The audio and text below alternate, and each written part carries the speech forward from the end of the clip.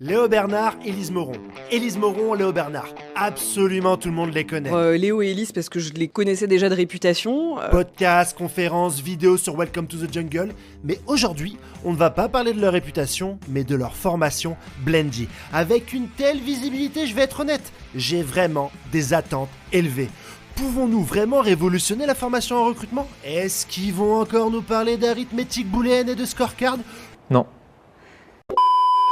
Le monde va très vite, les process évoluent et les nouvelles technologies aussi. Tu vois, je lisais un article dernièrement qui disait que dans 5 ans, 50% des postes qu'on aura à pouvoir n'existent pas encore. Mais pour être honnête, les formations d'aujourd'hui, c'est un peu boring et c'est pas vraiment intuitif. Alors comment faire? Parce que dans le recrutement, c'est hyper important car c'est un métier où on doit maîtriser pas mal de compétences. La marque employeur, il y a du sourcing, il va y avoir l'évaluation des candidats, l'expérience candidat. Le marketing, le sales, le product, le growth hacking, la data, la psychologie.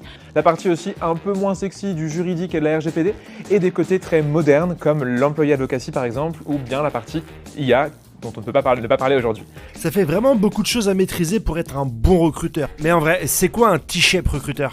Le concept du T-shape recruteur, c'est en fait le concept selon lequel la barre du T, donc la verticale, c'est une expertise, l'expertise recrutement, auquel on vient adjoindre des compétences annexes et connexes qui sont empruntées à différents métiers. Et pour être honnête, on a tous des compétences où on est bon. Ce que j'adorais faire, et là où j'étais très bonne, c'est sur la partie négociation, closing avec le client et avec le candidat. J'adorais convaincre et persuader, certainement à cause de mon passé d'avocate. Moi perso, je me trouve assez chaud en closing.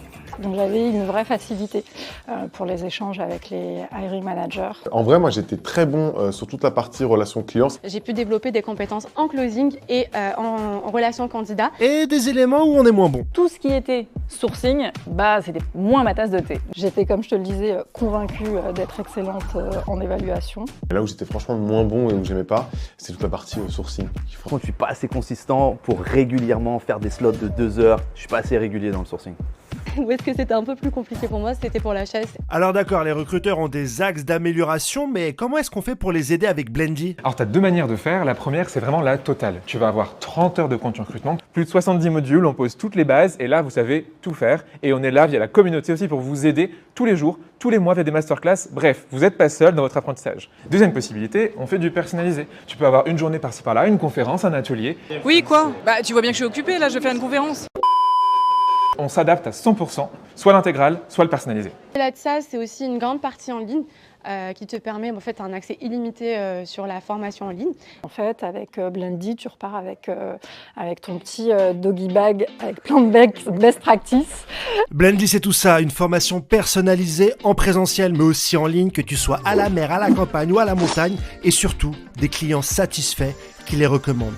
Vous voulez voir comment ça se passe? Si vous êtes sage, je vous montrerai le prochain épisode où je vous les ai directement suivis chez Métro.